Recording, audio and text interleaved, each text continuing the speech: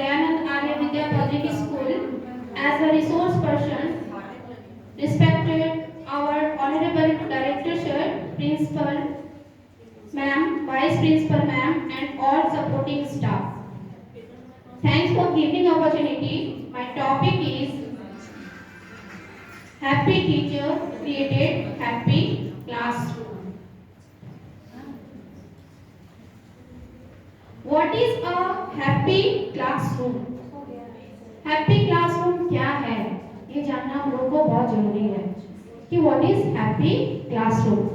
A happy classroom embraces this journey and provide opportunity for children to learn this skill in their own time with the support of those around them. एक शिक्षक सबसे ज्यादा खुश तब होता है जब वो अपने छात्र की सफलता देखता है. ये सही बात है कि जब हम लोग अपने क्लास में जाते हैं बच्चों को पढ़ाने के लिए तो हम लोग अपना सारा एफर्ट लगा देते हैं बच्चों पर कि बच्चा मेरा सीखे, हमारी बातों को वो समझे, है ना. तो एक शिक्षक सबसे ज्यादा खुश तब होता है जब वो अपने छात्र की सफलता को देखता है. शिक्षक को अपने छात्र को बढ़ते और चमकते नए कौशल विकसित करते और अकादमिक रूप से सफल होते देखकर मिलती है. सही बात है कि जब छात्र अच्छे रिजल्ट लाते हैं तो लगता है कि टीचर को ऐसा लगता है कि आज वो सफल हो गए और वो बहुत खुश होते हैं. एक बार की बात है, ये मेरी तजुर्बा है. एक बच्चे मेरी क्लास में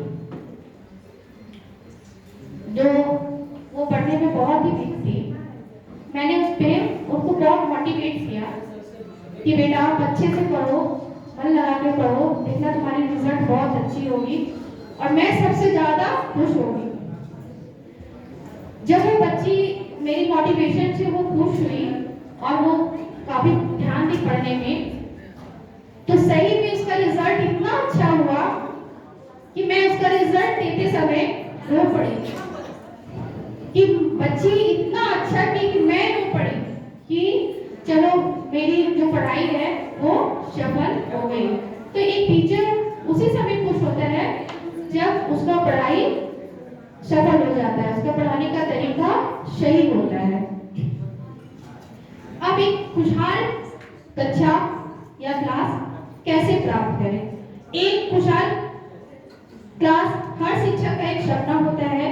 इसे शैक्षणिक परिणामों और आपके छात्रों के व्यक्तिगत विकास से समझौता किए बिना हासिल किया जा सकता है. किसी कक्षा को या फिर किसी क्लास को सुरक्षित रखने के लिए उसका डिसिप्लिन सबसे जरूरी होता है. क्लास में टीचर अगर डिसिप्लिन में बच्चों को रखे तो बच्चे टीचर की बातों को भी वो सही ढंग से समझेंगे, है ना. और हम भी बच्चों को समझेंगे कि बच्चा सही से वो कर रहा है या नहीं. एक शिक्षक ऐसी प्रक्रियाओं या नीतियों को लागू करने की आवश्यकता है जो शारीरिक, सामाजिक और भावनात्मक सुरक्षा को बढ़ावा देने में सक्षम रहे, दृढ़ रहे, लेकिन निष्पक्ष भी रहे. छात्रों को कक्षा के अंदर अपनी बातों को कहने और उनकी भावनाओं को सुनने की अनुमति मिलनी चाहिए, है ना. वह हम अपनी कक्षा को एक ऐसा कक्षा बनाएं जो एक मॉडल हो, अच्छे हो, है ना, ताकि जो भी इंचार्ज या फिर प्रिंसिपल मैम या सर राउंडिंग करे तो वो देखे कि नहीं इस कक्षा में टीचर्स बहुत अच्छे तरीके से बच्चों को पढ़ा रहे हैं, एक्टिविटी के दौरान पढ़ा रहे हैं, बच्चों को समझा रहे हैं, ब्लैक बोर्ड पे दे रहे हैं. तो हम लोग को अपना क्लास को ऐसा बनाना चाहिए और टीचर को भी एक खुशी ये करके पढ़ाना चाहिए कि हम अपने आप में अच्छे हैं, ढंग से पढ़ा रहे हैं बच्चों को. ठीक है. छात्रों को समय देना चाहिए, विद्यार्थियों को एक व्यक्ति के रूप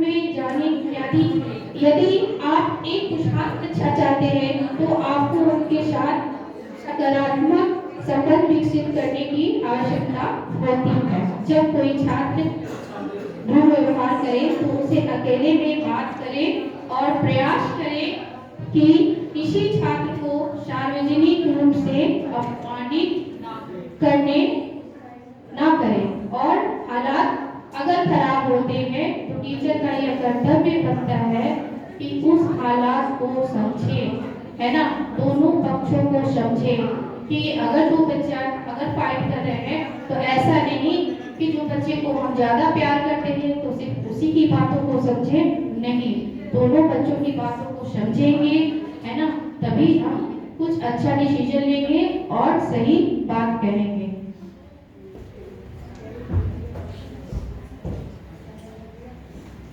बच्चों को ऐसा फील नहीं होना चाहिए कि हमको उस बच्चे में कोई दिलचस्पी नहीं है, वो ऐसा फीलिंग ना करे, है ना, उसे ऐसा ना होना चाहिए, ठीक है। तो वे पाठ के बारे में ज्यादा परवाह नहीं करेंगे, लेकिन एक बार जब उन्हें एहसास होगा कि आप उनकी परवाह करते हैं तो वे आपकी बातों को सुनेंगे और आपकी क्लास में वो डिसिप्लिन से रहेंगे और आपकी पढ़ाने का तरीका समझेंगे और इसका परिणाम यह होगा कि वो रिजल्ट अच्छा करेगा। छात्रों को सफल महसूस करना चाहिए। एक शिक्षक के रूप में आपको यह सुनिश्चित करना है कि हर संभव प्रयास करना चाहिए कि छात्र हमारे क्लास में अगर 40 बच्चे हैं तो ऐसा नहीं कि जो 30 बच्चे हैं हम उसी पर ध्यान दें, ऐसा नहीं। 40 अगर 40 बच्चे हैं तो 40 बच्चों पर हम लोग को ध्यान देना चाहिए। कोई भी बच्चा को ये फीलिंग ना हो कि नहीं मैं उसको ज्यादा प्यार करती है, हमको कम करती है, उस पर ज्यादा ध्यान देती है, ऐसा नहीं होना चाहिए।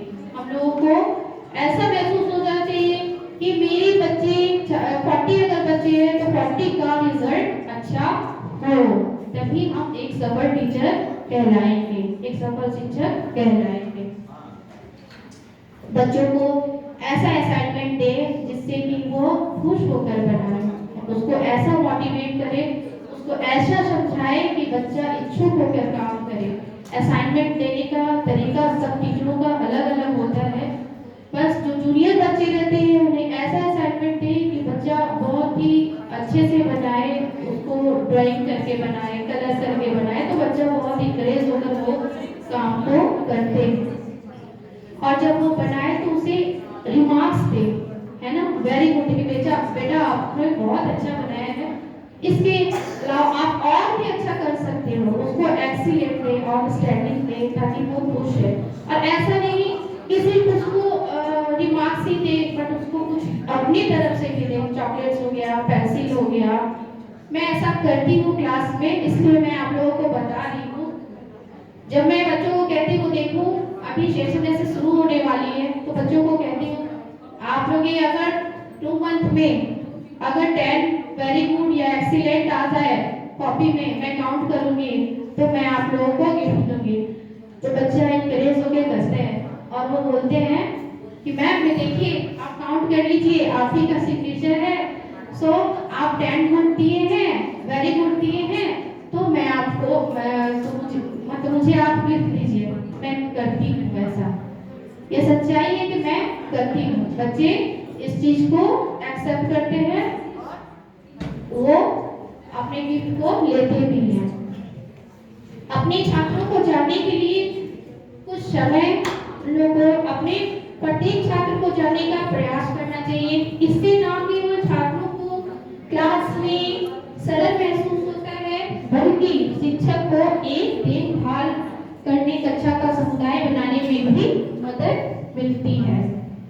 ऐसा नहीं कि बच्चों को सिर्फ पढ़ाते ही रहना, पढ़ाने के दौरान भी हम लोगों को बच्चों को कभी कभी हंसाना भी चाहिए, है ना, हास्य का माहौल भी हम लोगों को क्लास में क्रिएट करना चाहिए, है ना। बच्चे कभी कभी हम लोग ऐसे भी चैप्टर वगैरह पढ़ाते हैं तो बच्चों को देखते हैं कि कुछ ऐसा टॉपिक आता है तो बीच में हम लोग कुछ हंसा भी देते हैं, फिर हम लोग पॉइंट पे आ जाते हैं कि नहीं चलो पॉइंट पे आ गए, हंसी हो गई, है ना। तो कक्षा के अंदर एक हास्य का भी उपयोग करने से एक बच्चा को बहुत अच्छा अवसर मिलता है। आखिर हंसना कौन नहीं चाहता है ना, जैसे कि कोई भी चुटकुला बोल दे, है ना, कोई अच्छी सी कहानी कह दे। अगर हम लोग स्टोरी इंग्लिश लिटरेचर में भी अगर हम लोग स्टोरी सुनाते हैं, तो ड्रामा हम लोग क्लास में दिखाते हैं कि किसी को क्रो बना दिए, किसी को फ्रॉक बना दिए, तो बच्चा ऐसे भी स्टोरी को बहुत अच्छे से समझता है। ड्रामा से बच्चे स्टोरी को बहुत समझते हैं, या फिर ब्लैक बोर्ड पे बना दिए तो बच्चे बहुत अच्छे से उसको समझते हैं, और थोड़ा बच्चों के लिए इंजॉय भी हो जाता है। इस चीज को हर समय चीजों को ज्यादा गंभीरता से न लेने का प्रयास करें। आप जो भी पढ़ाए बच्चों को गंभीरता से पढ़ाएं। बच्चों की कभी कभी प्रशंसा भी करना बहुत जरूरी है। अगर बच्चा अच्छा अगर वो कॉपी में कर रहे हैं तो बच्चों को प्रशंसा करेगी, नहीं बेटा आप बहुत अच्छा किए हो, आपकी रिजल्ट बहुत अच्छी है। ठीक है, बच्चों को यह बताया जाना अच्छा लगता है कि वो बहुत अच्छा किया है, अच्छा काम है। कहने में जितना सरल हो सकता है या बाकी कक्षा के लिए ये घोषणा है कि जो गलत है उसे उजागर करने के बजाय उसके विपरीत कार्य करें और अच्छे व्यवहार को शामिल करें। इससे क्या होता है कि दूसरे अगर आपके बच्चे आपके क्लास में बच्चे बहुत वेल डिसिप्लिन में हैं, बहुत अच्छे हैं, तो दूसरी क्लास के बच्चे जो नटखट होते हैं तो वो उनके टीचर भी कहते देखो तो वो क्लास कितना अच्छा है, उसके टीचर कितनी अच्छी है, वो कैसा है, तो उससे भी देखकर बच्चे थोड़ा सा सीखते हैं, समझते हैं। जैसे कि कोई भी प्रोजेक्ट हम लोग बनवाते हैं बच्चों को तो लगता है देखो 5 क्लास के बच्चे ने कितना अच्छा प्रोजेक्ट बनाया, आप लोग भी बना सकते हो ना, तो यस मैम मैं बनाऊंगा या फिर बनाऊंगी, तो बच्चे उससे भी खुश होते हैं। इसके बजाय बच्चों को कुछ ना कुछ टीचर्स को देना चाहिए, है ना, रिमार्क्स में कुछ ना कुछ देना चाहिए। आमतौर पर शिक्षक को नियम निर्धारित करते समय यह तय करते हैं कि कक्षा में अंदर की चीजें कैसे चलेगी। छात्रों को अपने लिए चुनाव करने का मौका शायद ही मिलता है। छात्रों को यह कहने की अनुमति देना है कि वे क्या और कैसे सीखेंगे। उन्हें खुश करने के लिए एक अच्छा तरीका है। ऐसा करने से छात्रों को कुछ हद तक स्वतंत्रता मिलेगी और यह पता चलेगी कि आप उन पर कितना भरोसा करते हैं।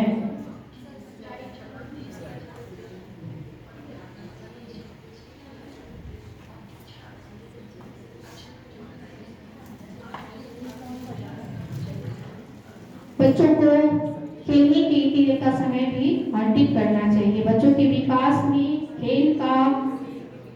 खेल का समय महत्वपूर्ण है। यह उन्हें मानसिक, सामाजिक और भावनात्मक रूप से बढ़ाने में उनकी मदद करता है।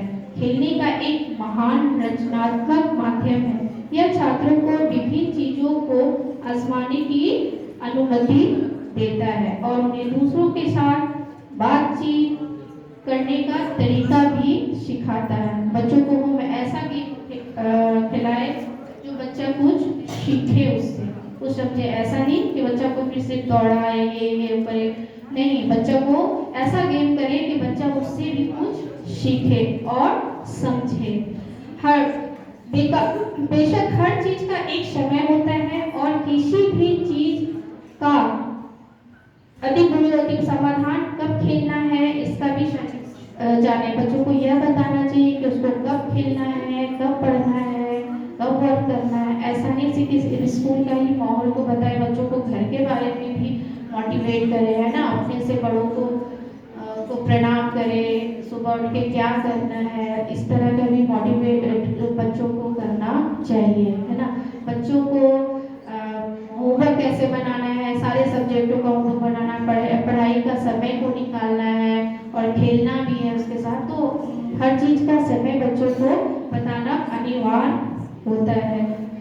बच्चे कभी कभी पढ़ते पढ़ते बहुत ऊब जाते हैं, तो बच्चों को थोड़ी सी रेस्ट भी देना बहुत जरूरी होता है, क्योंकि वो परेशान हो जाते हैं कि नहीं इतना होमवर्क मिला है, ये मिला है, वो मिला है, क्या बनाना। तो क्लास का भी ऐसा भी माहौल करें 5 मिनट के लिए कम से कम बच्चों को रेस्ट दे। तो उस समय ऐसी एक्टिविटी बच्चों को करें कि वो एक्टिविटी से ही बच्चा खुश हो जाए और उनका मन स्वस्थ हो जाए और इससे वो पढ़ाई पे वो ध्यान दे। को तनाव से बचाना चाहिए, है ना। प्रत्येक पाठ के बाद विद्यार्थियों को कुछ समय का अवकाश दें, यहाँ तक कि 5 मिनट का ब्रेक भी लगाना बहुत ही जरूरी है। बच्चों को, छात्रों को सामाजिक होने देना चाहिए। छात्रों को अपने साथियों के साथ बातचीत करने का अवसर प्रदान करना चाहिए। यह एक सकारात्मक कक्षा का वातावरण को बढ़ावा देने में मदद करता है। स्कूल के काम के अलावा अन्य चीजों के बारे में बात करना छात्रों को खुश करता है और छात्रों को अपने सहपाठियों के साथ संवाद करने के लिए हर दिन कुछ मिनट भी देना चाहिए।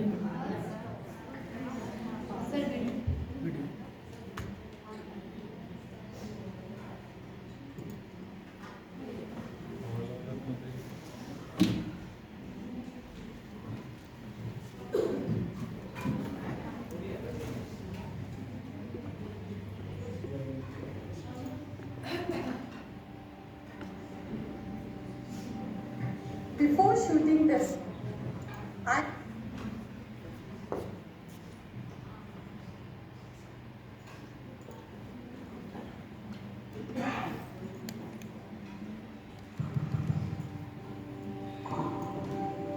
Before shooting this video, I asked a few people around me, what is their idea of happiness?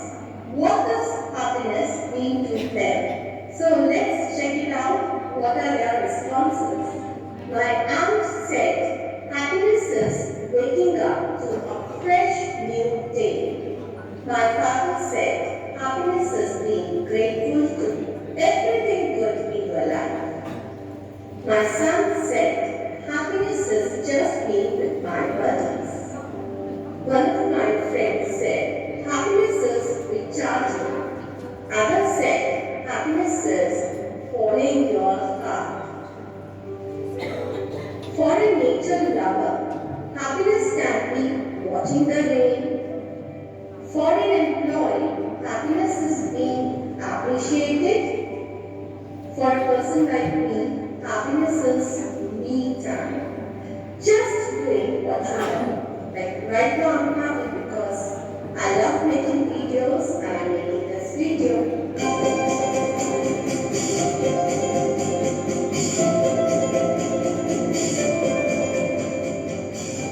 Hi, I'm Neena Pastor. I'm an educator and in this video we are going to talk about happy classrooms. But before that, let us try to understand happiness. So in the above responses, you have seen that each one of us has a different perception of happiness. Happiness is actually a feeling of contentment. Happiness comes to you when your needs are satisfied and fulfilled. To understand happiness better, let's have a look at psychologist Maslow's hierarchy of needs, also known as the pyramid of happiness. This motivational theory consists of a 5-tier model of human needs. Starting from the bottom, the first are the physiological needs. When physiological needs are fulfilled, then comes the next level, that is safety needs. Then love and belongingness needs, and after that self-esteem, and the last is self-actualization. So according to this theory, if a person is able to meet his self-actualization needs, then only he attains ultimate happiness. Why I'm talking about Maslow's theory here is that we as educators and parents have to see that children's basic physiological needs like food, water and shelter, their safety needs for love and belongingness are at least fulfilled at school and at home also, so that children can attain self-esteem or self-worth. So let's see how we can do it. So let's see the two ways in which we can create happy classrooms. You can make certain desirable changes in the physical environment of the classroom that are pleasing to the eye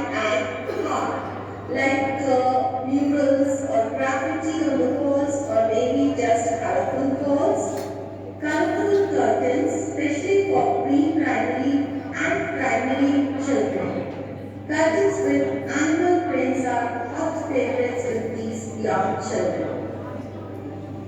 Changing the seating arrangement from rows to circular to semicircular or triangular at times help the students to interact more and create happy spaces. Putting the interesting and inspiring storyboards and bulletin boards in the classroom definitely makes the classroom more attractive. Let the children help you out in making these bulletin boards so that they have to feel that it's their classroom. Green plants are soothing and pleasing to the eyes. So indoor plants can be put up in the classroom, anywhere at the back or in the corners. And children should be given the responsibility to take care of these plants. Emotional environment. Now comes the most important aspect of a happy classroom, where the teacher plays a key or primary role in creating happy spaces for her students. Greet every child individually with a smile, whether inside the classroom or outside the classroom, so that the child knows that he is noticed and he is wanted. He is liked by the teacher and he is special. It is said that a good teacher doesn't teach from the books, she teaches from her heart. And it is true. You need to form a very strong bond or connect with your students so that you are approachable and you are always available for them whenever they need you. We all are humans, so it's possible that something happened recently at your workplace or at your home which is making you unhappy. To try not to transfer these negative feelings to the students. Have control on your emotions. Students will listen to you carefully if you listen to them first. Let them express their emotions and feelings. Let them say whatever they want to say. And be a part of their ideas and plans by showing interest. A hearty laugh is infectious and it makes everyone around feel very happy. So use humor as a tool or a strategy while teaching or talking to your students to make your classroom a lively and happy place.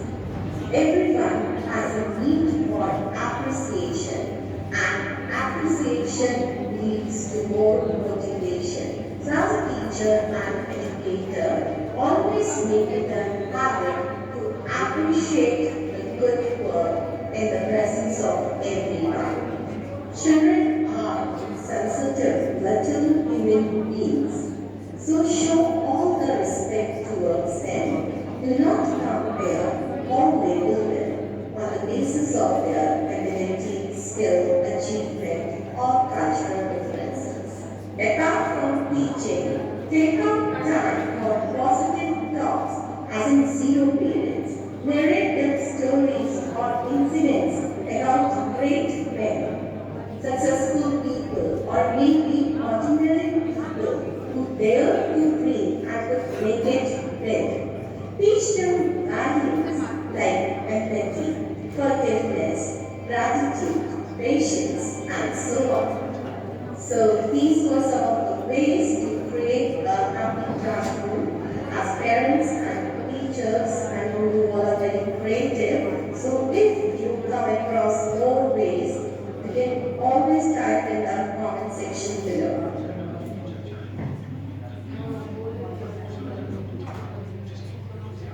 अगर हम बच्चे की हर उस छोटी कदम की प्रशंसा करें जो वह अपने लक्ष्य की ओर बढ़ने के लिए उठाता है, बच्चों के लिए एक सीमा रेखा होनी बहुत जरूरी होती है जिनके अंदर रहकर वह चलना सीखते हैं। और यह घर और कक्षा के लिए लागू होती है। एक घटना है जो एक बच्चा अपने घर से भाग गया था। वह पुलिस को मिला और उसने मुझे घर वापस नहीं जाना, उसने कहने लगा क्या मुझे घर वापस नहीं जाना है। पुलिस ने उससे पूछा बेटा आपको घर क्यों नहीं जाना है, क्यों आप घर से भागे? तो बच्चे ने कहा कि नहीं, मेरे घर में कोई अनुशासन नहीं है, मेरे पापा अच्छे नहीं है, मेरी मम्मी अच्छी नहीं है, सब कोई डिसिप्लिन वाले हैं, कोई अनुशासन नहीं है, इसलिए मैं घर जाना नहीं चाहता। इसका तात्पर्य यह हुआ कि उसके घर में कोई भी ऐसा नहीं था जो उसके बारे में इतना सोचता था कि मेरा बच्चा बहुत अच्छा है, बहुत अनुशासन वाला है, उसके बारे में कोई नहीं सोचता था। तो बच्चा तब अपने घर से भाग गया था, उसके घर में कोई भी डिसिप्लिन नहीं थे। तो बच्चे को जब भी कुछ बताए तो एक उसे सीमा रेखा में बांध देने देखो बेटा ये काम तुमको नहीं करना है, वो काम गलत है ना।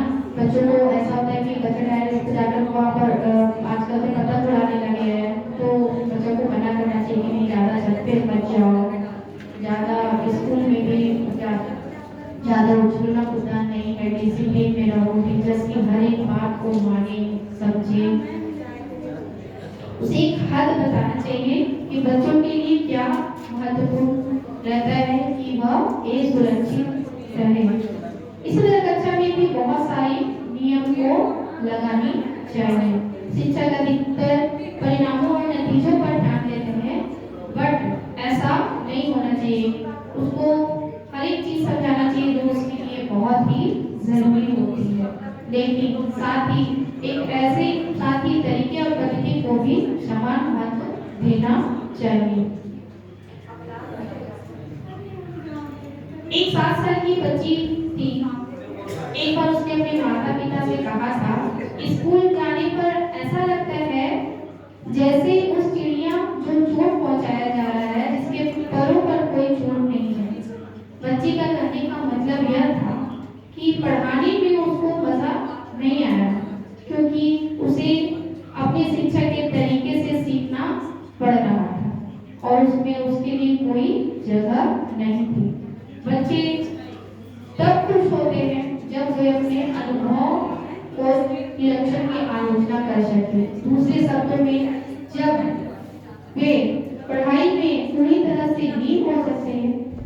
यह याद रखना चाहिए कि हर बच्चे को सीखने का ढंग अलग अलग होता है, हर तरीके से बच्चे अपने अलग अलग ढंग से सीखते। टीचर अगर यह सोचे कि नहीं बच्चा मेरे तरीके से हम जो पढ़ाए वही सीखे, नहीं, अगर क्लास में 40 बच्चे हैं तो हर बच्चा का सीखने का तरीका अलग अलग होता है। कोई नहीं ध्यान देते हैं, कोई तुरंत समझ जाते हैं, तो बच्चों का तरीका जो है बिल्कुल अलग अलग होता है। तो बच्चों को उसी अनुभव से शिक्षक को समझाना चाहिए जिस अनुभव से बच्चा सही ढंग से सीख ले या समझ ले। कुछ बच्चे जल्दी समझ जाते हैं तो उसका असाइनमेंट पूरा हो जाता है, लेकिन कुछ बच्चे जो नहीं समझते हैं तो टीचर को उसकी ही तरीके से उसको समझाना पड़ता है, या फिर उसको क्लास में ब्लैक बोर्ड से सिखाए या फिर एक्टिविटी करके सिखाए या प्रोजेक्ट के साथ सिखाए, वैसे ही उसको सिखाना चाहिए जिस तरीके से बच्चों को समझ में आ सके। बच्चों को ऐसा नहीं कि हमेशा ये बोलना चाहिए कि नहीं आप डायरी हमेशा ये लेके कंप्लेन करना चाहिए पेरेंट्स को कि आपका बच्चा ऐसा है वैसा है। नहीं, बच्चों को कभी कभी उसकी तारीफ भी करनी बहुत जरूरी होती है, इससे बच्चा बहुत खुश होता है। नहीं, आज मेरे टीचर ने मुझे बहुत ही अच्छा कहा है, मैं आज बहुत खुश हूँ, मैं अपनी मम्मी पापा को जाकर आज सारी बात बताऊंगी कि नहीं माँ आज मैंने क्लास में बहुत अच्छा लिखा, मैम ने इतना अच्छा ब्लैक बोर्ड पे सिखाया, इतना अच्छा से मैम पढ़ाई, मैम आज डांस करके पढ़ा रही थी, मैम आज खुश होकर पढ़ा रही थी। तो बच्चे खूब खुश हो जाते हैं और वो अपनी कॉपी वर्क को भी बहुत अच्छे से करते हैं, और वो अगर मैम उसे आउटस्टैंडिंग दे दी या फिर वेरी गुड दे दी तो सबसे पहले अपना यूनिफॉर्म भी नहीं खोलेंगे और सबसे पहले अपनी कॉपी अपने पेरेंट्स को दिखाएंगे, देखो मम्मा आज मुझे मैम ने वेरी गुड दिया है, आज गुड दिया है।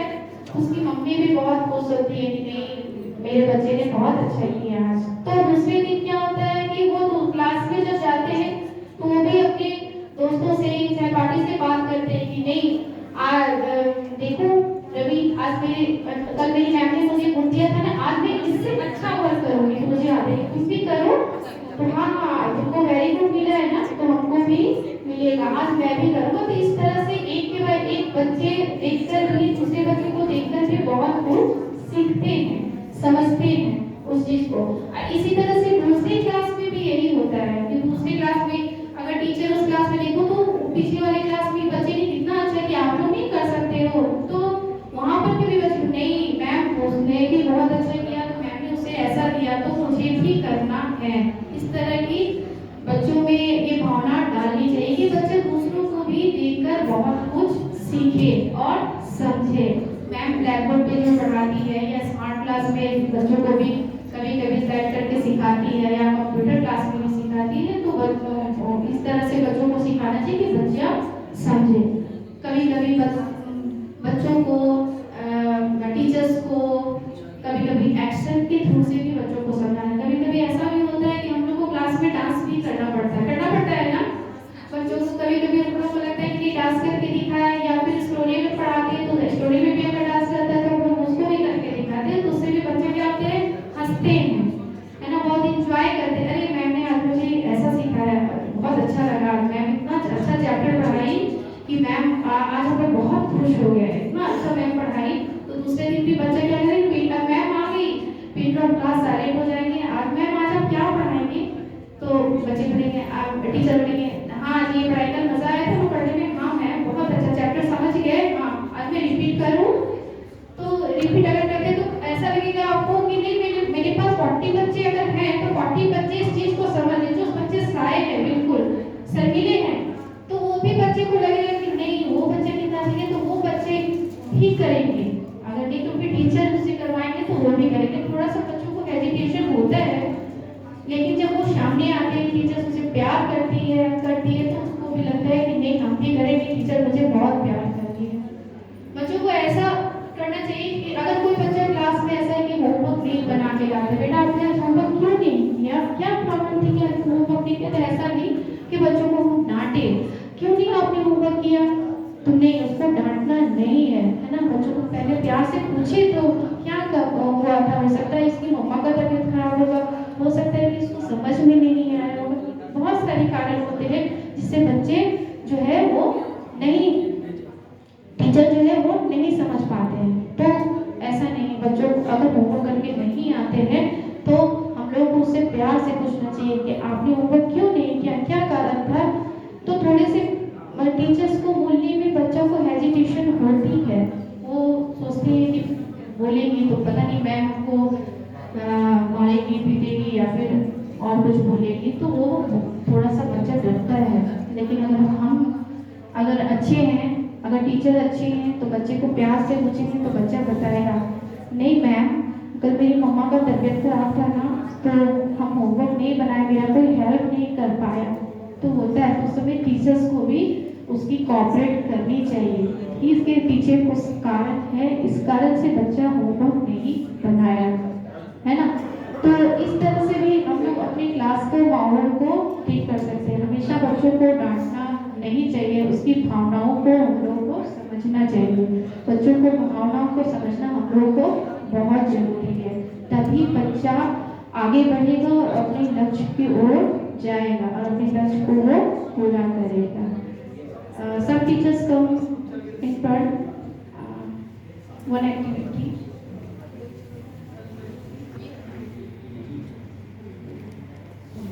Please come.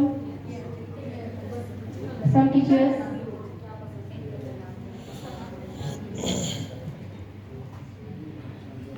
Satya ma'am, Anita ma'am, Shima ma'am.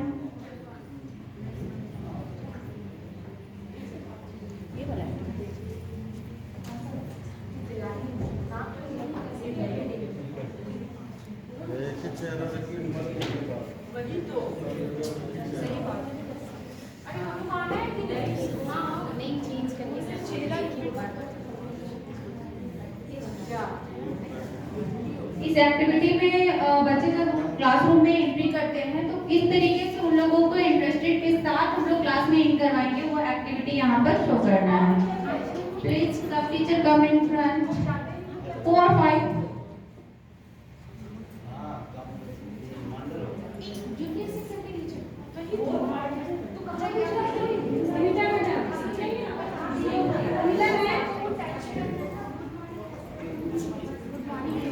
मेरे चेहरे में भी लगा दीजिएगा।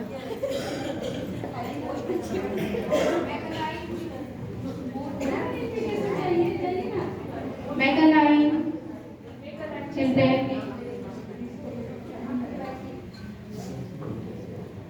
One by one करके आना। Come in. Good afternoon.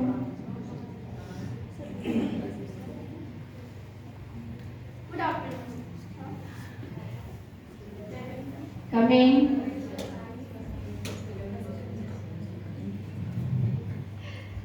Good afternoon.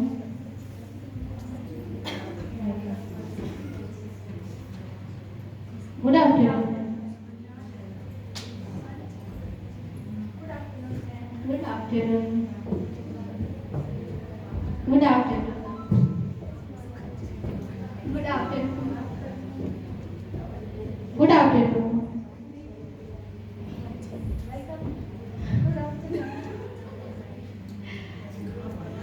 Good afternoon, बच्चा।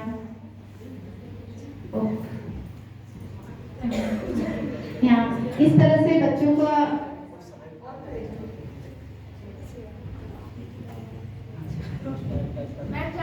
यस वो हाँ, इसी तरह से हम लोग अपनी क्लास को इंटरेस्टिंग बनाते हैं। जैसे बच्चा सुबह में स्कूल आते हैं तो बच्चा को हम लोग एंट्री कैसे कराएं, तो कभी कभी स्माइल पास करके, है ना, कभी नमस्ते करके, कभी हाथ करके, इस टाइप से बच्चों को हम लोग को क्लास में एंट्री दिलाना चाहिए। Every teacher must know about herself or himself. Self-awareness is important because when we have a better understanding of ourselves, we can experience ourselves as a unique and separate individual. We are then empowered to the change to make the other world or the areas of the strength as well.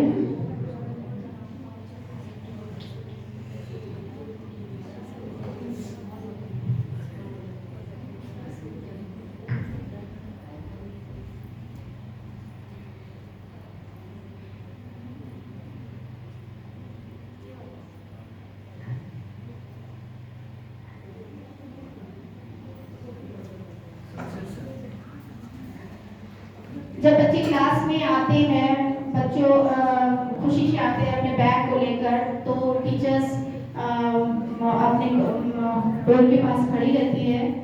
एक एक करके बच्चे आते हैं तो teachers यहाँ पर जितने पेस्टिंग है तो कभी स्माइल करना है तो स्माइल करके बोलना है ना, वेलकम है ना, उसके बाद हैंड्स अप है, फिर नमस्कार है। इस तरह से बच्चों को वेलकम लोगों करके क्लास में बुलाना चाहिए। इससे बच्चा बहुत ही खुशी और इंजॉयफुल अपने आप को महसूस करते हैं।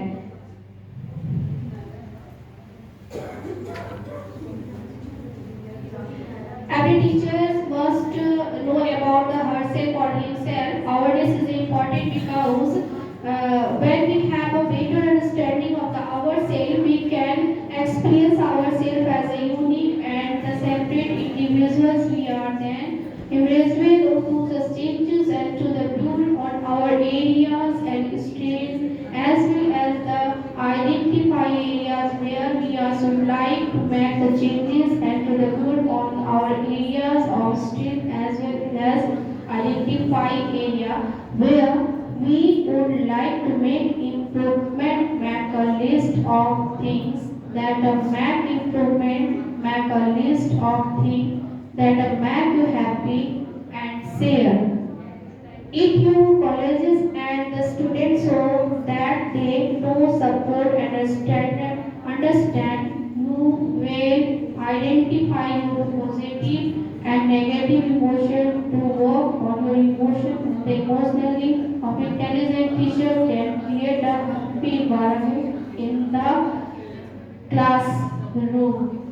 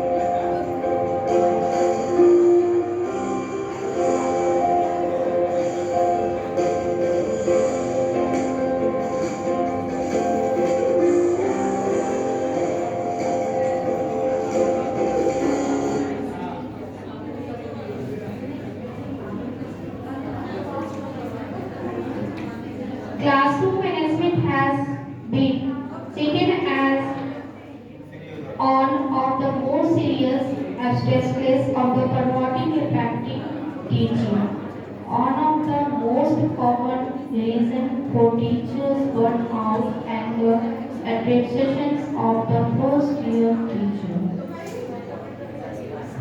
Use assertive body language with the opportunity tone of right well. जब भी टीचर्स क्लास में जाते हैं तो उनका एक बॉडी लैंग्वेज होता है ना, उनका बोलने का तरीका एक अलग होता है जिससे कि बच्चे अच्छा से समझे। टीचर जो है, बच्चे जो है वो टीचर्स को देखते रहते हैं, उसकी कॉपी करते रहते हैं, इसीलिए अपना बॉडी लैंग्वेज को सही ढंग से बच्चों के सामने दिखाना चाहिए। बच्चे अच्छा से आपकी बातों को समझ रहे हैं, ब्लैक बोर्ड पर अगर बता रहे हैं तो बच्चा उस चीज को समझ रहा है। हम लोग को ज्यादा है ना चेयर पे ज्यादा नहीं बैठना चाहिए, जैसे घूमते ही पढ़ाना चाहिए, रोटेट करते रहना चाहिए ताकि बच्चे हमारी बातों को समझ रहे हैं। और ये भी ध्यान देना चाहिए कि हाँ वो बच्चे समझ रहे हैं या नहीं, वो बच्चे लिख रहे हैं या नहीं, ब्लैक बोर्ड से वो कॉपी कर रहे हैं या फिर नहीं कर रहे हैं। टीचर्स को हमेशा अपनी वॉइस को ऊंची आवाज में बोलना चाहिए ताकि बच्चे उनकी बातों को समझे और उसकी अपना बिहेवियर को ठीक रखना चाहिए। हमेशा टीचर्स को गुस्सा करके नहीं रहना चाहिए ताकि बच्चे ये चीज देखते रहते हैं हाँ टीचर बहुत अच्छी है, आज अच्छी लग रही है, तो लगता है आज मैम अच्छा पढ़ाएंगी, तो गुस्से में आकर बच्चे भी डर जाते हैं, तो बच्चे भी उस चीज को नहीं समझते हैं। तो इस तरह से हम लोगों को नहीं होना चाहिए। बच्चों को ये समझाना चाहिए कि देखो बेटा, आप जो लक्ष्य से पढ़ रहे हो उस अपने लक्ष्य को, अपने गोल को पूरा करने में सक्षम होना चाहिए, है ना। हमेशा उनकी भावनाओं को समझना चाहिए, उनसे बातचीत करना चाहिए, वो अपनी बातों को आपसे शेयर करें, समझे, तो इससे भी बच्चे बहुत कुछ सीखते हैं। बच्चों को कुछ ना कुछ हमेशा एक्टिविटी देते रहना चाहिए ताकि बच्चे जो है वो घर पे उसको जाए और बनाए और खुश होकर आए, मैम मैंने आज आपका वर्क किया है, मैंने आप जो असाइनमेंट दिए थे वो असाइनमेंट मैंने बनाया है, तो बच्चे खुश होकर वो काम को करते हैं। कभी कभी बच्चों को अच्छी बातें भी बताना चाहिए, क्लास में मोटिवेशन भी करना चाहिए, नहीं देखो बड़ों को आदर करो, मान सम्मान दो, छोटों को प्यार दो, तो इस तरह के भी मोटिवेशन बच्चों को करना चाहिए। इस कोरोना के दौरान बच्चे काफी बिगड़ गए, जिसके कारण इसका श्रेय मोबाइल जो है वो उसको जाता है ना। मोबाइल से अच्छी चीजें भी सीखते हैं, लोग बुरी चीजें भी सीखते हैं, लेकिन इस कोरोना में बच्चे मोबाइल की का हैबिट हो गया उन लोगों को, तो मोबाइल से ज्यादा गेम खेलते हैं, पढ़ते नहीं हैं। तो इस तरह नहीं होना चाहिए। बच्चों को ये मोटिवेट करना चाहिए कि आप लोग अपनी बुक को ही अपना दोस्त बनाओ और उसे ही अपना दोस्त बनाओगे तो एक अच्छा लक्ष्य की ओर जाओगे, नहीं तो तुम लोग को बहुत आगे चलकर परेशानी होगी। उसको ऐसा बताना चाहिए ताकि वो टीचर की बातों को वो समझे, तो बच्चे ऐसा करते हैं। सब टीचर्स कम वन एक्टिविटी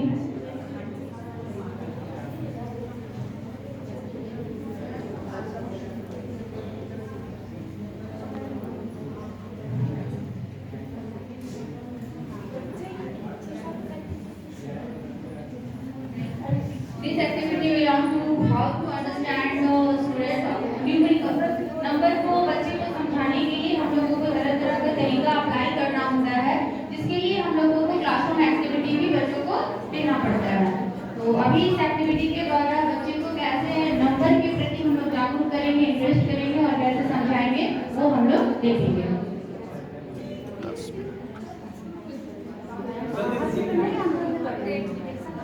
मछली जल की रानी है, उसका पानी है, हाथ लगाओ डर जाएगी, बाहर निकालो मछली। Speaker is Kavita ma'am, thank you ma'am. Next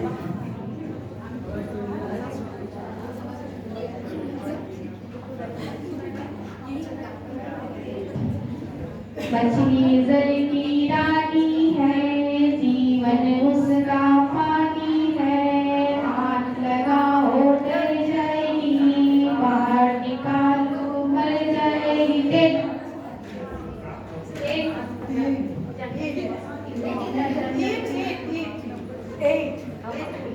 next अच्छा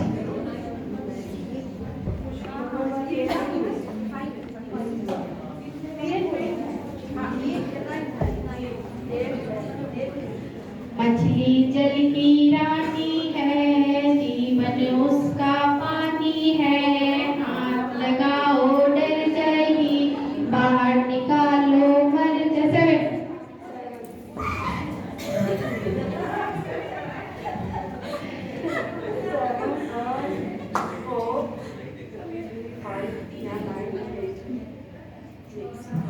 नेक्स्ट मछली जल की रानी है, जीवन उसका पानी है, हाथ लगाओ डर जाएगी, बाहर निकालो से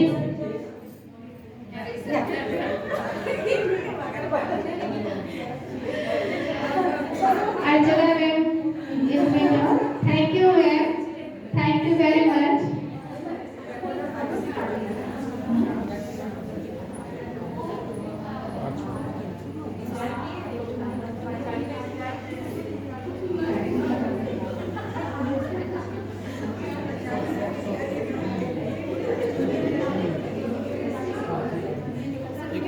अनाउंस कीजिएगा आप तक।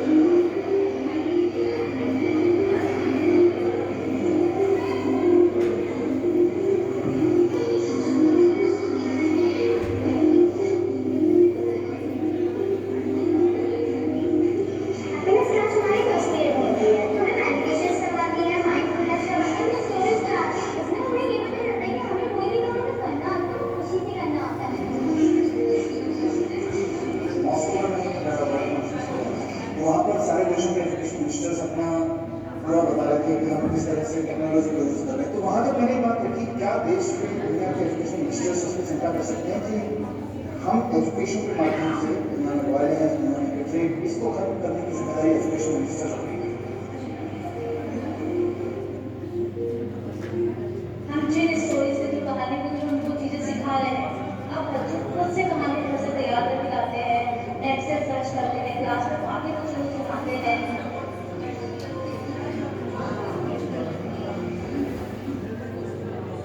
ज्यादातर हमारे युवा क्लास में अच्छी होती है। मैं जब मैंने बहुत गुस्सा कर जाता था, लेकिन अब थोड़ा सा वो कंट्रोल हुआ। इसलिए किया था हमने क्या बनना चाहते हो? सिंगर को बनना चाहते हो? हमें ऐसा लगता है कि सिंगर बन के हमारे को खुशी मिलती है और हमें सिंगिंग करना बहुत ज़्यादा पसंद है।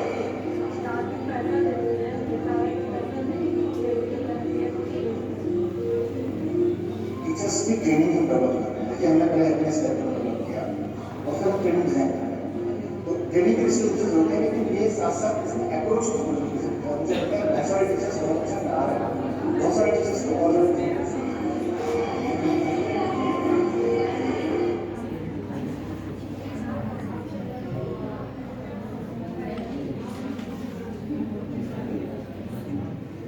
some questions what teachers give me answer. Why is happy classroom management important? Give me answer, teachers. Satisfaction and enjoyment is teaching our department often leading student and cooperate. Thank you.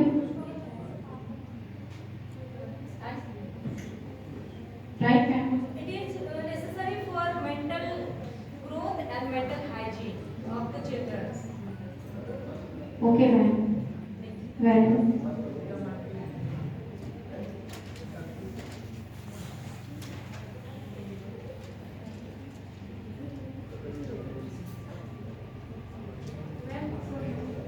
Classroom management has been considered as the one of the most serious aspects of promoting effective teaching.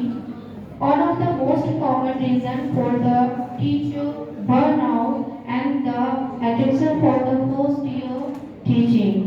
First year teaching. Every teacher must know about the herself or the himself or the awareness is the important because when we have the better understanding of ourselves, we can experience in ourselves as the unique and the separate individual. We are then the embrace where the change and the build on our areas of strength as well as the identify areas where we would like to make a changes to build on the areas of the state as well as then identify areas where would like to make the improvement. Make the improvement, make a list of things that makes you happy and share it with your colleagues and students so that the no support and understand we will identify your positive and negative emotion to work on your emotion and emotionally intelligent teachers can create a happy environment in the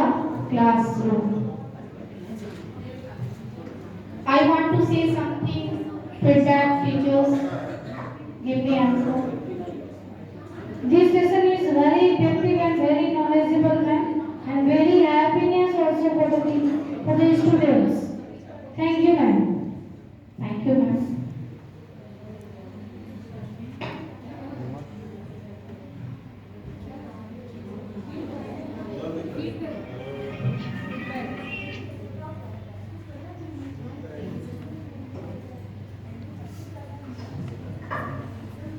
This session is very important for the junior section because the happiness it means it make the peace of the mind of the every children and when the mind is the fresh it means happy the student is become happy to the interest of the any work so the happiness is the important for the student.